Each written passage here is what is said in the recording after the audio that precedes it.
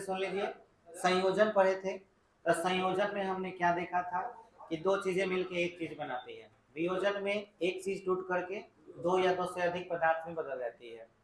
फिर हम लोगों ने इसके बाद विस्थापन अभिक्रिया देखा था, उष्मा शोषी और उष्मा छेपी भी देखे थे। उष्मा छेपी जो उष्मा का उत्सर्जन करते हो, और उष्मा शोषी मतलब जो उष्मा का अवशोषण करते हो। ठीक है। विस्थापन अभिक्रिया देखे थे, कोई अधिक क्रियाशील कम क्रियाशील धातु को क्या करते हैं, विस्थापित कर देती है। ये चीज हम लोगों ने देखा था। फिर द्विविस्थापन में देखे थे, आयनों का आदान प्रदान होता है। इसके बाद हम लोग बहुत ही महत्वपूर्ण पहले अवक्षेपण अभिक्रिया देखे थे, जो ठोस के रूप में नीचे बैठ जाती है विलयन में। और इसके बाद बहुत ही इंपॉर्टेंट चीज देखे थे जिसका हम नाम है ऑक्सीडेशन एंड रिडक्शन। यही चीज अच्छे से अभी खत्म नहीं हुआ है, इसे बढ़िया समझना है। इसके क्वेश्चन दिए हुए हैं बुक में, तो वो सब क्वेश्चन हम लोग को अभी करना है। तो ऑक्सीडेशन एंड रिडक्शन, जिसको हम लोग शॉर्टकट में रिडॉक्स बोलते हैं या उपापचय बोलते हैं। देखिए रिडॉक्स कहिए, जैसे ऑक्सीडेशन मतलब उपचयन, एंड इसी का नाम क्या है, ऑक्सीकरण। एंड मतलब और, रिडक्शन मतलब अपचयन। अपचयन को हम और क्या बोल सकते हैं, अवकरण। और ब्रैकेट में जो रिडॉक्स है उसका हिंदी क्या है, उपापचय। उपापचय मतलब ऑक्सीकरण, अपचयन भी और उपचयन भी। समझ में आया, उपापचय याद रहेगा ना। तो अपचयन और उपचयन, तो उपचयन रहेगा तो समझ जाना है ऑक्सीकरण, अपचयन रहेगा तो क्या हो जाएगा, अपचयन मतलब कि अवकरण। जैसे अ लगा है ना, आपको इसको ऐसे याद रखना है। अगर किसी शब्द के पहले अ लगा दो, जैसे कि अमर, जो नहीं मरे। ठीक है। अपचयन, अपचयन अ से यहाँ पर होगा नहीं। ठीक है। आप पचयन जो शब्द है पचयन, तो अपचयन का सीधा मतलब हुआ कि ऑक्सीजन जुड़े नहीं। यहाँ पे ऑक्सीजन नहीं जुड़ने की बात हो रही है, तो अपचयन बोला जाएगा तो सीधे से समझिएगा कि ऑक्सीजन जुड़ नहीं रहा है, ऑक्सीजन क्या हो रहा है, हट रहा है। तो इसलिए हम अपचयन बोल रहे हैं। उपचयन बोलेंगे तो इसका मतलब ऑक्सीजन जुट रहा है, यानी कि ऑक्सीकरण। तो ऑक्सीकरण या उपचयन याद रखना है। अपचयन मतलब ऑक्सीजन का हटना या अवकरण बोल सकते हो। अब आपको इसमें बहुत डिटेल में हमने समझाया था कि ऑक्सीजन का जुड़ना ऑक्सीकरण कहलाता है, और इसके विपरीत ऑक्सीजन जिसमें जुड़ता है वहां से हाइड्रोजन हटता है। तो ऑक्सीजन का जुड़ना या हाइड्रोजन का हटना ऑक्सीकरण। ठीक इसके बाद अवकरण हम लोग पढ़े थे। तो अवकरण में हम लोगों ने पढ़ा था कि इसके ठीक उल्टा, अवकरण मतलब ऑक्सीजन का हटना, बात समझ में आया, या हाइड्रोजन का जुटना, ये क्या कहलाता है, अवकरण। हम सीधे सीधे आपको बता देते हैं। विलोम शब्द समझ में आता है ना, उल्टा। एक बात बताओ, आग जलने के लिए हाइड्रोजन जरूरी है कि ऑक्सीजन, ऑक्सीजन की जरूरत है। बात समझ में आया। तो अगर ऑक्सीजन की जरूरत है आग जलने के लिए, तो किसकी जरूरत नहीं है, हाइड्रोजन की।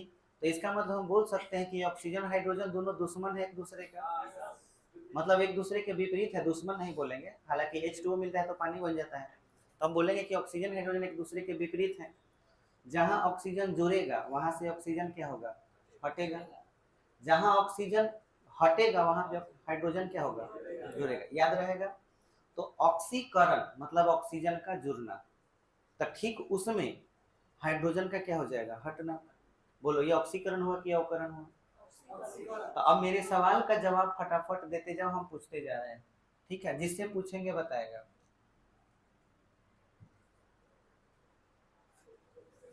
फिर आपको मजा आएगा सब समझने में। देखिए थोड़ा सा डिफिकल्ट होता है बच्चों को, बट आप टेंशन बिल्कुल मत लीजिए। एक एक टॉपिक आपका हम डिटेल में बता देंगे, कहीं कोई डाउट नहीं रहेगा। जैसे अगर मैं सवाल पूछूं, फर्स्ट ऑफ ऑल सबको मिल के बताओ। मान के चलो हमने यहाँ पे बोला हाइड्रोजन है ना। हाइड्रोजन अगर किसी में जा करके जुट गया, समझ में आया। जैसे मान के चलो कि यहाँ पे राम हम लिखे हुए, राम में हाइड्रोजन जुट गया, तो ये ऑक्सीकरण हुआ कि अवकरण हुआ, अवकरण हुआ। अगर राम में ऑक्सीजन जुट गया तो क्या हुआ, ऑक्सीकरण हुआ। अगर राम में से ऑक्सीजन हट गया तो, अगर राम में से हाइड्रोजन हट गया तो ऑक्सीकरण। समझ में आया? तो इस तरह से आपको याद रखना है। अब जैसे मैं बोलूं कि कार्बन और ऑक्सीजन ये दोनों मिला CO2 बना, तो कार्बन और ऑक्सीजन में ऑक्सीजन जुड़ा तो ऑक्सीकरण हुआ कि अवकरण? ऑक्सीकरण हुआ। समझ में आया? अब हम H2O2 की बात करें तो H2O बना ना, तो बोलो ऑक्सीकरण हुआ या अवकरण हुआ? गौर से देखिए, ऑक्सीजन जुटा, ऑक्सीजन जुटा और हाइड्रोजन भी जुटा, तो ऐसा नहीं लग रहा है कि ये दोनों चीज एक साथ हो रहा है? तो रेडॉक्स हो गया। समझ में आया? रेडॉक्स क्यों? क्योंकि ऑक्सीकरण और अवकरण दोनों हुआ, तो उसे हम क्या बोलेंगे? रेडॉक्स। बोलो समझ में आ रहा है? अच्छा, अगर मान के चलो कि यहाँ पे CH3 है और यहाँ पे H2 है, समझ में आया? तो ये इसमें मिल गया, तो मिल जाने के बाद मान के चलो ये आपस में मिल ही रहे हैं, तो क्या होगा? ऑक्सीकरण होगा कि अवकरण? अवकरण। हाइड्रोजन जुटा तो अवकरण, ऑक्सीजन जुटेगा तो ऑक्सीकरण। बोलो याद हो गया बढ़िया से? बस अब देखो बहुत मजा आएगा तुम लोग को ये समझने में, यही मुझे क्लियर करना था। यहाँ पे ध्यान दो, जब कोई रासायनिक अभिक्रिया होती है, किसी पदार्थ में ऑक्सीजन की वृद्धि या हाइड्रोजन की कमी होती है, उसे उपचयन या ऑक्सीकरण अभिक्रिया कहते हैं। ये चीज हम लोग समझ गए थे और ये उदाहरण भी देख लिए थे। अब इस पर सवाल देखना है। आइए सवाल दिखाते हैं आपको। यहाँ पे आप देख पा रहे होंगे रेडॉक्स यानी कि उपापचय अभिक्रिया के उदाहरण।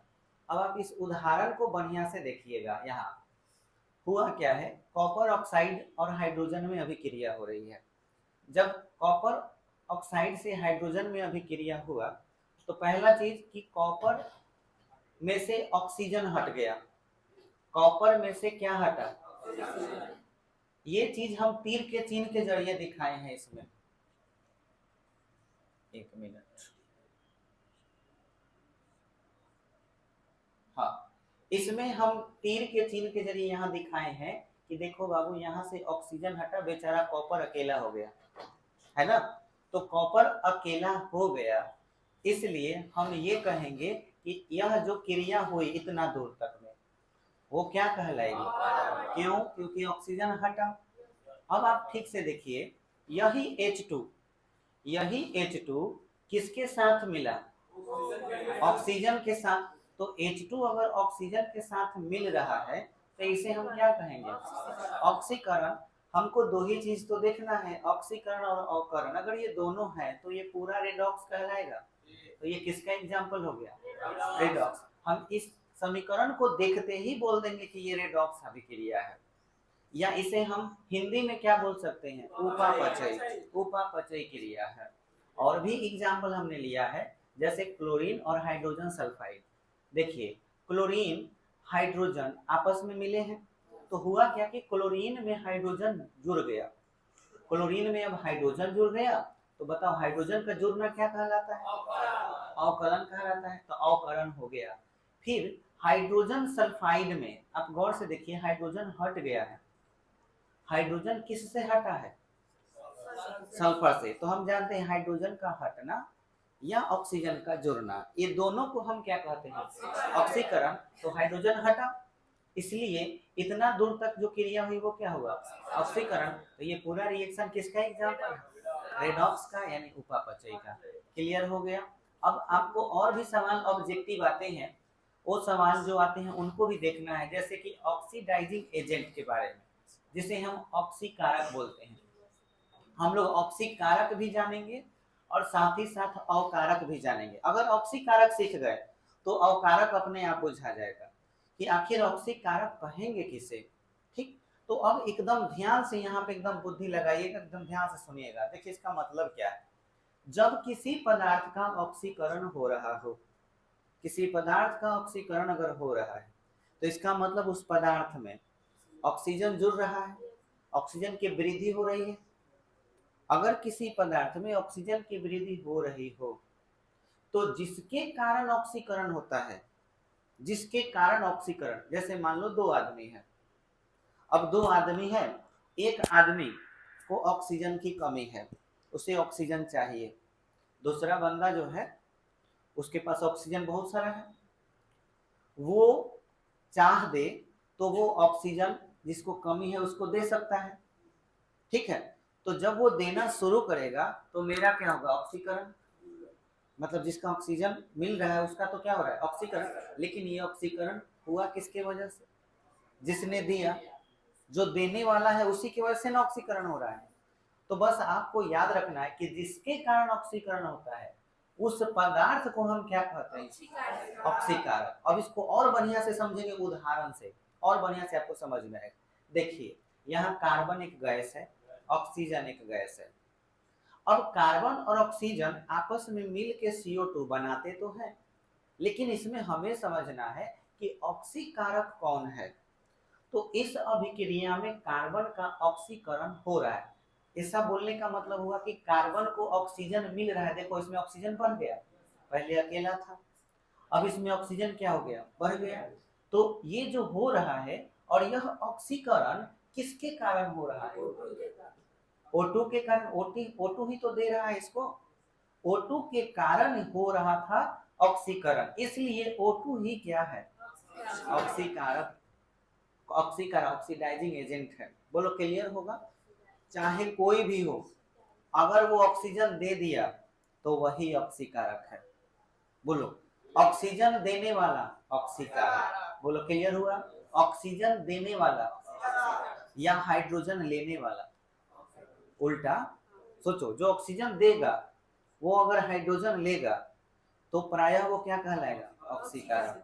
ऑक्सीजन देने वाला अगर ऑक्सीकारक तो ऑक्सीजन लेने वाला है अवकारक। अवकारक बुझाया, ऑक्सीजन देने वाला तो लेने वाला। बोलो क्लियर हुआ। आगे समझते हैं। आगे समझने के लिए जो अभी आपने देखा, मैंने ऑक्सीकरण का ही परिभाषा केवल क्यों लिखा है, क्योंकि ऑक्सीकारक अगर आप समझ जाते हो तो अवकारक समझने की जरूरत नहीं है, आप उसके उल्टा सोच सकते हैं। समझ में आया कि कंफ्यूजन नहीं हो, सीधे सीधे समझो, जो ऑक्सीजन देगा हमारे लिए वो ऑक्सीकारक होगा, आज जो ऑक्सीजन लेगा अवकारक होगा। बोलो क्लियर हुआ। बता सकते हो इसमें अवकारक कौन है, सी, क्योंकि ये ऑक्सीजन ले रहा है, तो अवकारक हो गया कार्बन, ऑक्सीकारक कौन हो गया, O2। सीधे सीधे ऑक्सीजन लेने वाला अवकारक, ऑक्सीजन देने वाला। अब बहुत बढ़िया से आपको यहाँ समझ में आने वाला है, अगर ये समझ गए। अब देखो फिर से वही चीज समझोगे, ऐसा नहीं है कि हम कुछ नया बता रहे हैं कि हाँ नया नया चीज आ रहा है, कुछ नहीं, बस आपको वही चीज दिमाग लगा करके इसको समझना है। ये आपके एनसीईआरटी में क्वेश्चन है, कह रहे हैं कि निम्न अभिक्रियाओं में ऑक्सीकारक और अवकारक की पहचान करें। हमारे दिमाग में सीधा सीधा मालूम, ऑक्सीजन जो देगा है ना वो क्या होगा। अब देखिए पीबीओ देख रहे हो, पीबीओ, और इधर देखो पीबी के साथ कोई है क्या, नहीं। ये ऑक्सीजन अपना दे दिया किसी को, इसके पास क्या है ऑक्सीजन। आप खाली यही देखिए कि पीबीओ के पास O था, अब नहीं है, ये किसी को दे दिया। और अगर ये ऑक्सीजन किसी को दिया है तो ये क्या है, अगर किसी को ये ऑक्सीजन दे रहा है अवकारक है। तुम लोग कंफ्यूज इसी में हो जा रहे हो, कंफ्यूजन बिल्कुल नहीं होना चाहिए। अगर कंफ्यूजन हो रहा है तो इसीलिए मैंने यहाँ पे लिख दिया है, ऑक्सीकारक होगा अवकारक होगा, डाउट नहीं होना चाहिए। देखो पीबीओ में O2 की क्या हुई है, PbO2 में O2 कमी हो गई, माने ऑक्सीजन का कमी हुआ, यानी ऑक्सीजन ने किसी को क्या कर दिया, दे दिया, तो इसलिए पीबीओ क्या है, पीबीओ का क्या हुआ है, इसका अवकरण हुआ है। अब यहाँ तुम कंफ्यूज हो जाओगे कि सर अभी आप ऑक्सीकारक बोल रहे थे अब अवकरण बोल रहे हैं, पूरा कंफ्यूजन हो जाएगा, पूरा टेंशन हो गया। लेकिन कोई कंफ्यूजन नहीं है, आप शुरू से अगर सोचें बढ़िया से तो आपका सारा बात एकदम क्लियर है। याद कीजिए मैंने आपको जब ऑक्सीकरण और अवकरण पढ़ाया था, हम फिर से आपको दिखाते हैं ऑक्सीकरण और अवकरण वाला बात। यहाँ देखिए जब आप ऑक्सीकरण अवकरण पढ़ रहे थे तो मैंने ऑक्सीकरण और अवकरण के लिए परिभाषा क्या बताया था, जब कोई रासायनिक अभिक्रिया होती है, ठीक है, और किसी पदार्थ में ऑक्सीजन की वृद्धि होती है, अगर किसी पदार्थ में ऑक्सीजन की वृद्धि हो रही है, तो जिसमें वृद्धि होगा उसे हम क्या कहेंगे? बोलो। ऑक्सीकरण।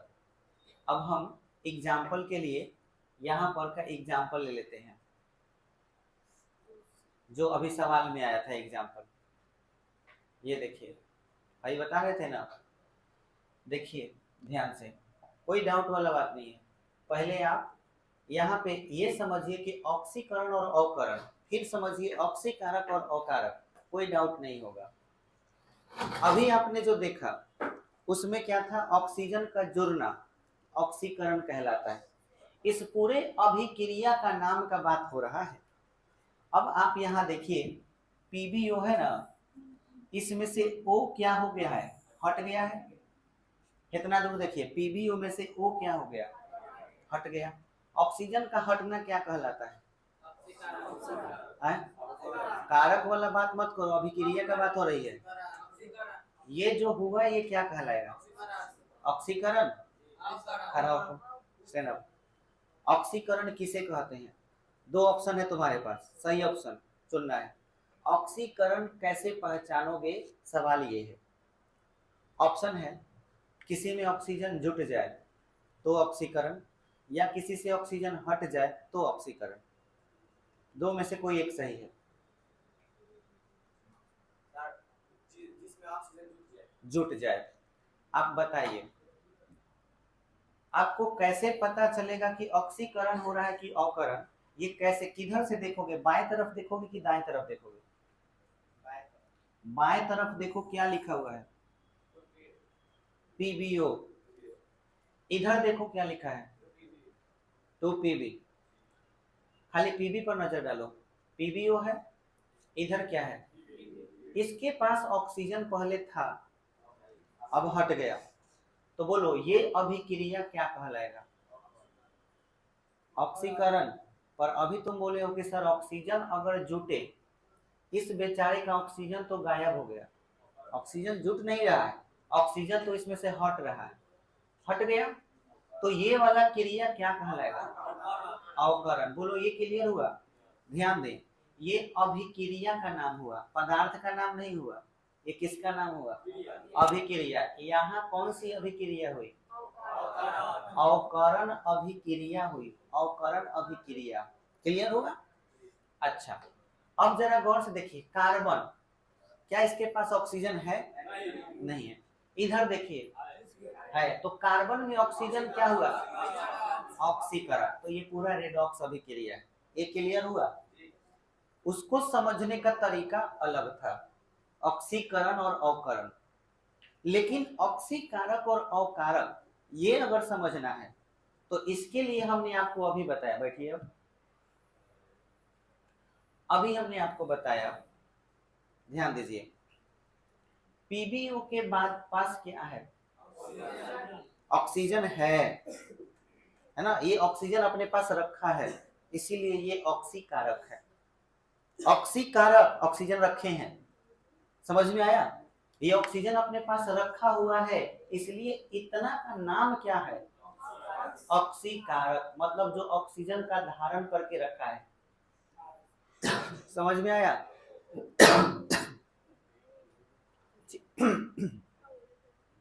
जिसमें ऑक्सीजन पहले से है वो क्या है? अब हम ये बोल सकते हैं ना कि ऑक्सीजन किसी को दे सकता है, हैं?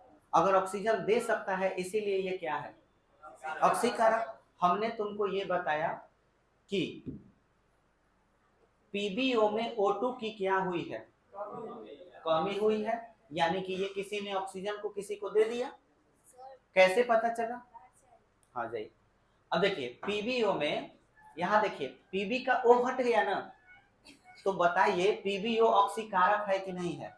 है। इसी लाइन को देखो, यहाँ लिखे हैं, पीबीओ में O2 की क्या हुई है? कमी हुई है, इसलिए पीबीओ का क्या हुआ है? अवकरण हुआ है। ये अभिक्रिया का नाम हुआ। फिर यहाँ कंफ्यूज मत होना, पीबीओ का अवकरण क्यों हुआ? क्योंकि इससे ऑक्सीजन हटा। समझ में आया? अब पीबीओ ऑक्सीकारक इसलिए है क्योंकि इसके पास पहले से क्या मौजूद है? ऑक्सीजन। मुझे लगता है कि अब कोई डाउट नहीं होगा। क्लियर हो गया? जिसके पास ऑक्सीजन हो वो ऑक्सीकारक कहलाएगा, और ऑक्सीजन हटेगा तो ये क्रिया क्या कहलाएगा? अवकरण। ऑक्सीजन का हटना अवकरण, और जिसके पास पहले से ऑक्सीजन है उसका नाम क्या है?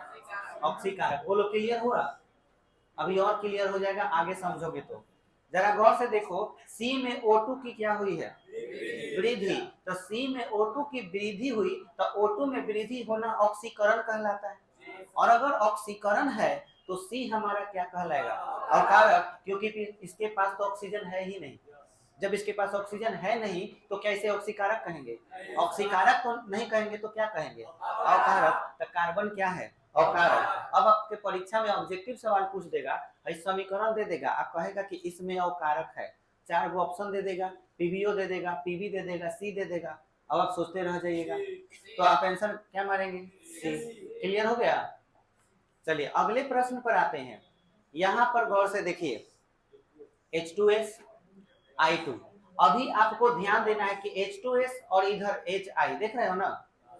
बोलो यहां पर क्या हो रहा है? खाली इसको देखो, यहाँ H2S है तो हम H से और O से, इसी से पहचान करते हैं ऑक्सीकरण का या अवकरण का। समझ में आया? तो ध्यान दीजिए, जिसका ऑक्सीकरण होगा, अब जैसे मान के चलिए H2S है, यहाँ देखिए क्या लिखा हुआ है? 2HI लिखा हुआ है। तो बाबू लोग यहाँ पे देखिए I है ना, I, इस I के साथ क्या हाइड्रोजन है? अब यहाँ पे देखिए है, पकड़ में आ गया। I में किसकी वृद्धि हुई? H की वृद्धि। अब यहाँ से दिमाग लगाएंगे, यार H की वृद्धि क्या कहलाता है? तो देखो वही बात लिखे हैं कि I2 में H की वृद्धि हुई है, यहाँ से पकड़ा गया, इसलिए I2 का क्या हुआ है? अगर I2 का अवकरण हुआ है तो इसका मतलब I2 क्या है? ऑक्सीकारक। अगर अवकरण होगा तो ऑक्सीकारक, अगर ऑक्सीकरण होगा तो अवकारक। उल्टा सोचना है, अगर I2 का अवकरण हुआ तो I2 क्या होगा? ऑक्सीकारक। अब फिर से देखो H2S पर आते हैं। H2S में H2 कम हुआ है, देखो H2 कम हुआ तभी ना अकेले सल्फर बच गया। H2S के पास H2 था, H2 हट गया, सल्फर अकेले हो गया, तो हमने लिखा कि H2S में H2 क्या हुआ है? कम हुआ है। तो अगर H2 कम हो तो बताओ ये क्या कहलाएगा? ऑक्सीकरण। तो इसलिए H2S का ऑक्सीकरण हुआ है, इसलिए H2S क्या है? अकारक। यानी ऑक्सीकरण हुआ तो ये क्या कहलाएगा? अकारक। बुझा गया? तो ये 2 सवाल हम आप लोग के लिए छोड़े हैं, क्या ऐसा ही बना लीजिएगा? आए बना लीजिएगा तो एक बार बात बता दीजिए खाली इसमें कि क्या लिखिएगा यहाँ पे। जैसे Zn प्लस HCl है ना, तो Zn में क्या हुआ है? Cl जुड़ा है, ना तो ऑक्सीकरण हुआ और ना ही अवकरण हुआ। काहे भाई? है कि ऑक्सीकरण अवकरण हाइड्रोजन और ऑक्सीजन से पता चलता है। क्लियर हुआ? लेकिन यहाँ देखिए HCl में Cl से H हट गया, Cl से क्या हुआ? H हट गया। अब Cl से H हटा तभी ना ZnCl हुआ, तो यहाँ से स्पष्ट हो रहा है कि Cl से H हटा है। इतना ही ना हुआ है कि और कुछ हुआ है? अब बताओ, किसी जगह से हाइड्रोजन अगर हट जाए तब हाइड्रोजन हटे तो ऑक्सीकरण। तो बोलो किसका ऑक्सीकरण हुआ? हाइड्रोजन का कि HCl का? हम लिख देंगे कि HCl में से H कम हुआ है, इसलिए HCl का ऑक्सीकरण हुआ है, तो इसलिए HCl क्या है? अवकारक है। बोलो लिख लोगे आंसर? इसमें बता सकते हो। चौथा नंबर ये अब तुम लिख लेना, मैंने बता दिया, अब अपना से करना। अब FeH2O लिखा हुआ है ना, FeH2O, FeO4H2, Fe में ऑक्सीजन जुड़ा है तो क्या हुआ? ऑक्सीकरण हुआ है। तो ऑक्सीकरण अगर Fe का हुआ है तो Fe क्या है? अवकारक है। बात बुझाए? और कुछ हुआ है क्या? हाइड्रोजन की कमी हुई है किसमें? O में से हट गया हाइड्रोजन। देखो तो हाइड्रोजन हटा तो क्या कहलाएगा? हाइड्रोजन का हटना, हाइड्रोजन का हटना ऑक्सीकरण। हाइड्रोजन का हटना ऑक्सीकरण, तो ऑक्सीकरण किसका हुआ? तो H2O का ऑक्सीकरण हुआ, इसलिए अवकारक कौन है? तो H2O, दो आंसर हो जाएगा इसमें। बोलो क्लियर हुआ? ऐसा ही पकड़ के आंसर लिखना है, कोई डाउट इसमें आए? नहीं बुझाया? फिर से Fe में O जुटा, क्या हुआ? ऑक्सीकरण, तो अवकारक कौन हुआ? Fe, एक वो अवकारक मिला। H2O में से H हटा, तो H हटा तो क्या हुआ? ऑक्सीकरण, तो अवकारक कौन हुआ? तो इसमें कितने अवकारक? दो अवकारक, एगो Fe एगो H2O।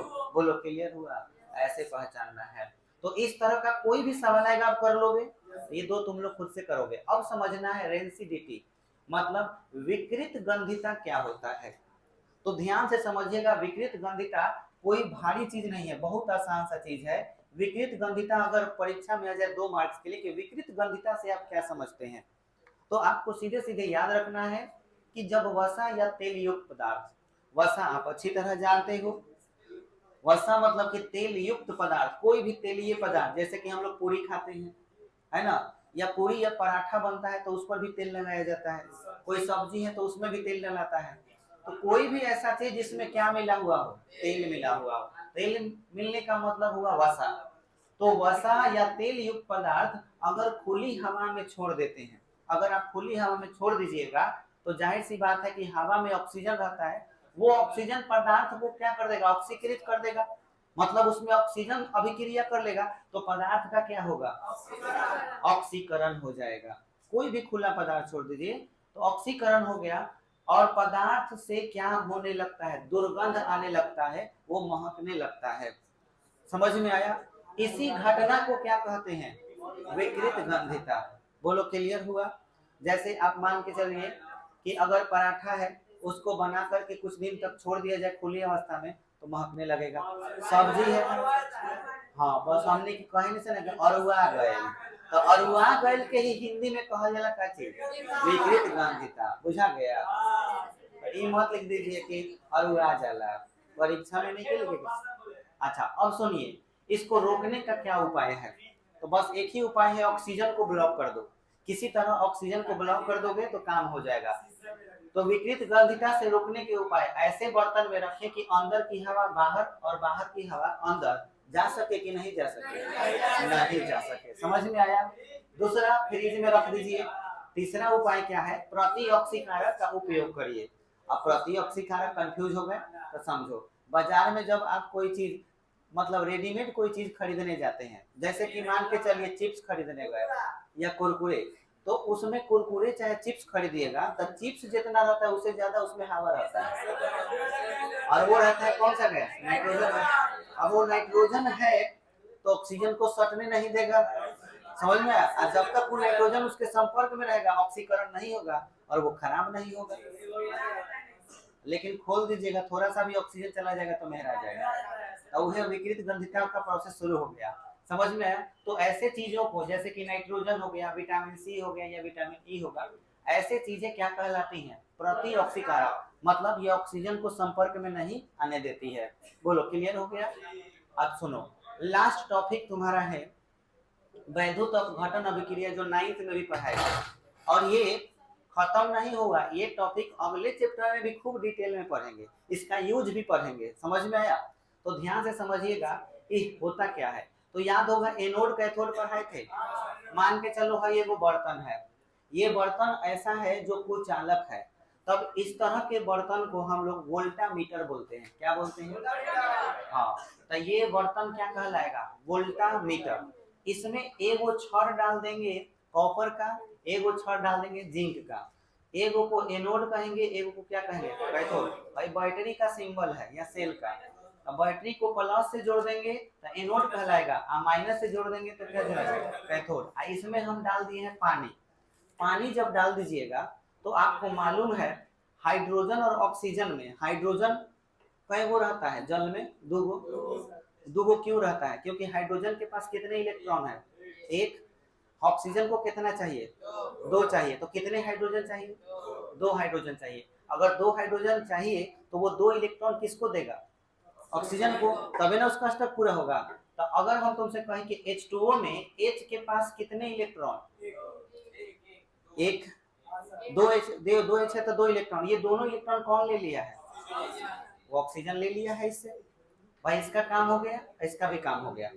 अब ध्यान से सुनो हम क्या करने वाले हैं। जहां से इलेक्ट्रॉन हटता है उस पर प्लस चार्ज आता है कि माइनस चार्ज, पढ़ाए थे पिछले दिन, पढ़ाए थे प्लस आता है। जहां से इलेक्ट्रॉन निकला उस पे प्लस आ गया। अगर हाइड्रोजन में से इलेक्ट्रॉन चला गया है किस में, ऑक्सीजन में, तो हाइड्रोजन पर कौन सा चार्ज हुआ, प्लस चार्ज, और ऑक्सीजन पर माइनस चार्ज। अब बढ़िया से समझना, यहीं पे यही मेन चीज यही है जो अभी बता रहे हैं। फिर से देखो H2O होता है ना, तनी डिटेल में देखो। H2 मतलब H के पास एगो इलेक्ट्रॉन, कितने H है, 2। ये इसके पास कितने हैं, 6। ये एगो ले लिया इससे, आ गया इसके पास, बात बुझाया, ये भी ले लिया इससे, ये इसके पास आ गया। बोलो इसके पास कौन सा चार्ज आ गया, इसके पास कौन सा चार्ज आ गया, और दोनों के वजह से 2 माइनस चार्ज आ गया, क्योंकि एक्स्ट्रा है, पहले कोई चार्ज नहीं था, तो इस पर माइनस चार्ज है, इस पे कौन सा चार्ज, प्लस चार्ज। अब ये आवेशित हो चुके हैं।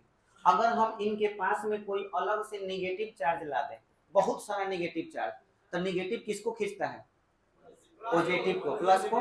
तो नेगेटिव अगर पॉजिटिव को खींचेगा तो इन दोनों में से किसको खींचेगा, इन दोनों जना के धो के खींच लेगा अपना ओरी। अगर हम इधर प्लस लगा दे तो ऑक्सीजन को टान लेगा है नहीं, समझ में, दोनों जना अलग अलग, पहले H2O था, अब H2 अलग, वो अलग हो जाएगा कि नहीं।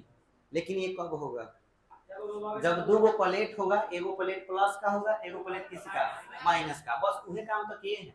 भाई पानी जो है भरा हुआ है पानी, इसमें 2 छड़ डाले हैं, एक छड़ है एनोड का, एक छड़ है कैथोड का। एनोड बोलने का मतलब प्लस वाला, और कैथोड बोलने का मतलब माइनस वाला। और बताओ इस पे कौन सा चार्ज है, माइनस, और इस पे कौन सा चार्ज है, पानी में पानी H2O है, तो इसमें जितना भी H2O होगा उसमें का H किधर खींचा जाएगा, माइनस की ओर, और माइनस कौन है भाई, कैथोड, तो सब H यही पर आ जाएगा, इस पर, समझ में आया। O किधर आ जाएगा, एनोड पर। बोलो जल में से ऑक्सीजन अलग और हाइड्रोजन अलग हो गया कि नहीं, मतलब पहले H2O था, तो अब H अलग O अलग, तो ये कौन सा भी वियोजन अभिक्रिया हुआ, लेकिन ये वियोजन बैटरी के मदद से हुआ। अब बैटरी में जो ऊर्जा होती है उसे विद्युत ऊर्जा बोलते हैं, समझ में आया। तो इसीलिए इस अभिक्रिया को हम लोग वैद्युत वियोजन अभिक्रिया या वैद्युत अपघटन अभिक्रिया कहते हैं। यहाँ अपघटन के जगह पर और क्या बोल सकते हैं, वियोजन, क्योंकि वियोजन ही ना किए, हम अलग ही ना किए। तो वैद्युत वियोजन कहो या वैद्युत अपघटन, इलेक्ट्रोलाइसिस रिएक्शन। अब इसको परीक्षा में लिखना हो तो कैसे लिखेंगे, तो ध्यान दें, जब किसी जलीय यौगिक को, मतलब जलीय यौगिक में H2O भी हो सकता है, NaCl हो सकता है जलीय उसका, है ना, कोई भी जलीय यौगिक हो, H2SO4 हो सकता है, सल्फ्यूरिक अम्ल हो सकता है, कुछ भी, लेकिन वो कैसा होना चाहिए, जलीय होना चाहिए। जलीय यौगिक को का चीज में, वोल्टामीटर में। तो वोल्टामीटर किसको कह रहे हैं, बर्तन को, और जो बर्तन है उसी का नाम क्या है, वोल्टामीटर। वोल्टामीटर में डालकर एनोड और कैथोड में, एनोड हई हो गया और हई कैथोड में क्या प्रवाहित करते हैं, धारा। धारा का प्रवाह किया जाता है तो धनायन, धनायन मतलब जिसका इलेक्ट्रॉन कम हो जाए और नहीं तो बढ़ जाए। तो हाइड्रोजन का इलेक्ट्रॉन घट गया है तो धनायन हो गया, ऑक्सीजन का इलेक्ट्रॉन बढ़ गया तो क्या हो गया, ऋणायन। तो धनायन अब और ऋणायन बनता है कि नहीं, बना। अब बनने के बाद धनायन कहाँ जाता है, देखो H प्लस कैथोड पर आया, और ऋणायन कहाँ जाता है, एनोड पर। ऑक्सीजन 2 माइनस का मतलब 2 माइनस लिखे हुए हैं, ऑक्सीजन कहाँ चला गया, एनोड पर, यानी ऋणायन एनोड पर एकत्रित होने लगते हैं, और इस प्रकार एक यौगिक क्या हो जाता है, वियोजित, मतलब अलग अलग हो जाता है। इसे ही वैद्युत अपघटन अभिक्रिया कहते हैं। और इसे हम समीकरण में दिखाए हैं कि 2H प्लस कैथोड पर और O2 माइनस किस चीज पर, एनोड पर। फाइनली आपका चैप्टर समाप्त हो गया। अब आप लोगों का मैथमेटिक्स क्लास जो है सोमवार से चलेगा, ठीक है। और इसके लिए सोमवार को आइएगा जब, तो पहले हम इसमें से पूछताछ करेंगे, तब मैथमेटिक्स क्लास चालू करेंगे, ठीक है।